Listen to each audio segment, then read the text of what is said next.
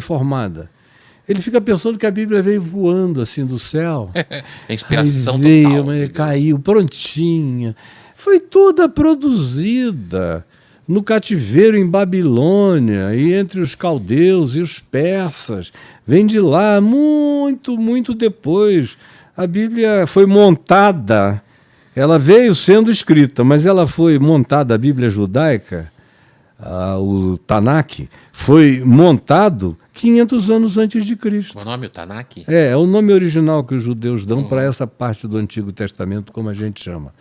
Foi 500 anos antes de Cristo, não é nada tão antigo assim, não. 500 antes de Cristo? 2.500 anos atrás é bobagem na história, é um tempinho de nada. Só é muito tempo para quem não tem noção nem do dia de ontem. E na sua análise, pastor, por que a igreja tem tanto medo de nós gays?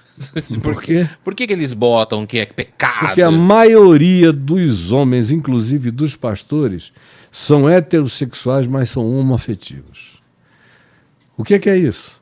Na hora de transar, eles querem comer uma vagina, ou se deitarem com o corpo gostoso de uma fêmea, ou pela frente, por trás, por tudo, porque a mulher é um ente lindo, maravilhoso. E ele tem aquela pulsão sexual, de natureza heterossexual, de possuir aquela mulher. Tá. Mas ele não tem ânimo para viver com uma mulher. A maioria dos homens não gosta do convívio de mulher. Eles gostam, os grandes amaziamentos humanos é de homem com homem. Eles são amigos do homem. Eles têm afeição pelo homem. Eles morrem pelo homem. Eles confiam no homem. Eles querem passar tempo uns com os outros. Então, são heterossexuais? Sim. Mas são homoafetivos, relacionais e fraternais. É o que a gente mais encontra. É por isso que tem tanto homem matando mulher. Porque quando a mulher diz, não, aqui você não entra mais, aí o cara mata ela. Porque, de fato, a maioria dos homens nunca gostou de mulher. Eles sempre tiveram muito mais afeição por eles próprios. E isso é difícil de admitir. Na classe pastoral, você vê, por exemplo, eu passei a vida atendendo mulher de pastor, me reclamando de tudo, do desamor, das pancadarias, dos abusos, do marido que chega e que enfia um cabo de vassoura no ânus da esposa. Mas que isso? Assim? Corta o cabo de vassoura. Mas por que isso? E bota lá. Não põe nem KY no negócio. Entra rasgando a bichinha. E olha, histórias de todos os tipos, aos milhares que eu estou ouvindo, não é de agora não, faz décadas que eu ouço isso tudo. E aí eu vejo o desamor, a raiva, o ódio, a impaciência com a mulher, todas essas coisas, o ciúme, a disputa, a competição com a esposa. Tem uma guerra natural estabelecida entre machos e fêmeas dentro de casa. O marido lutando com a esposa no sentido de aquela luta de quem tem mais, quem pode mais, quem sabe mais, quem tem mais carisma, quem tem mais sabedoria. É por isso que eles ficam jogando mandamentos tipo mulheres sede submissas aos seus maridos. Isso está muito em alta e não leem o que precede isso. Maridos, amai as vossas mulheres como Cristo amou a igreja e a si mesmo se entregou por ela, porque ninguém que ame a si mesmo maltratará a sua mulher, porque quem é saudável e faz mal ao seu próprio corpo, ou amputa o seu próprio corpo. A mulher é um com o homem quando existe um relacionamento de fato de conjugalidade emocional, afetiva, física e em todos os níveis. Aí tem uma completude de completação mesmo, é completude de plenitude relacional entre eles.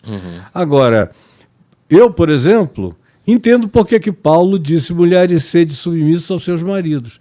Na cabeça de Paulo, o que ele diz aos homens para amarem as mulheres como Cristo amou a igreja era algo tão maior que qualquer homem que trate uma mulher como Cristo tratou as mulheres, a mulher fica apaixonada por um cara desse, não tem nem discussão, como eu nunca na minha vida. E eu, na soma dos meus 2 casamentos, eu já tenho 51, 52 anos de casado. Os meus casamentos foram longevos, 25 anos no primeiro e 26 vai para 27 anos no segundo. Então, e aí não rompi com ninguém, somos amigos, não houve fratura, não houve nada, graças a Deus.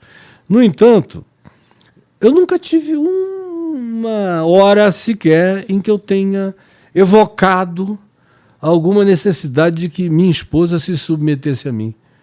Porque o que prevalece é o bom senso. Se ela diz uma coisa que é a mais sábia que se disse, eu me submeto à sabedoria dela na hora, eu não estou em disputa com ela. Eu pergunto na minha casa, o que é que vocês acham para os meus filhos? Desde que eles são pequenos. Hoje são filhos já adultos, de 50 anos, 49. Então, e eu ouço a opinião de todo mundo, vejo qual é a média da síntese da sabedoria e digo, vamos por aqui? Essa é a primeira coisa.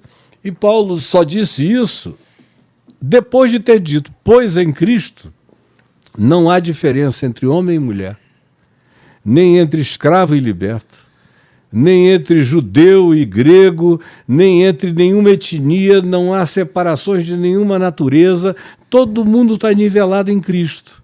Agora, no aplicativo, há 2000 anos atrás, no contexto e na conjuntura social, econômica, cultural na qual ele vivia, havia distinção entre homem e mulher, especialmente entre os judeus, que eram misóginos, patriarcais, chauvinistas, machistas, perversos e feminicidas, muitas vezes.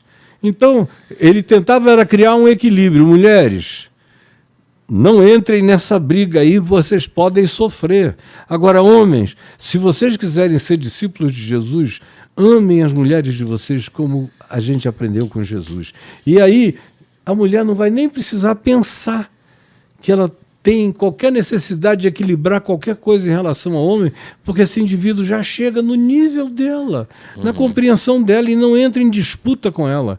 Quando você não é só heterossexual, mas você também é heteroafetivo, o que deveria ser numa relação conjugal, sadia. Marido e mulher se dando bem, não só na cama. Não é só sexo. É heteroafetividade, amizade, carinho, respeito, toda aquela alegria de pertencimento mútuo. Não existe essa conversa.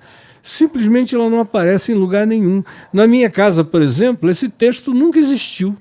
De Efésios, capítulo 5... nem de Qual? Paulo. É o da submissão? É, da submissão, que Paulo repete em Colossenses, e Pedro menciona na primeira epístola dele, no capítulo 3. Nenhuma relevância, porque isso é irrelevante. Eu leio a Bíblia não a partir de Paulo, eu leio Paulo a partir de Jesus. E eu olho para Jesus e não vejo Jesus estabelecer distinção entre homem e mulher, de nenhuma natureza. Aliás, Jesus acabou com isso.